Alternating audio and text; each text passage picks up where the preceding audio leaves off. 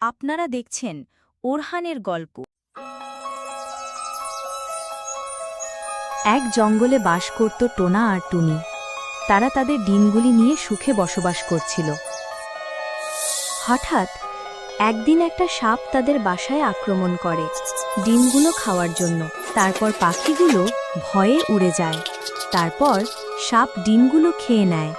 পাখিগুলো কষ্টে উড়ে বেড়ায় এদিক ওদিকে।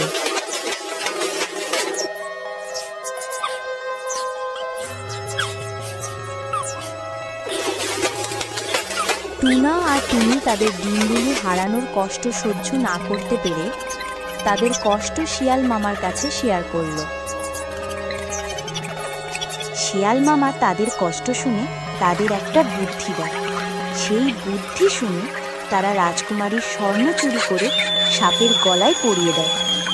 তারপর রাজকুমারীর সৈনিকরা পাখির পিছু নিয়ে সাপের গুহায় চলে আসে।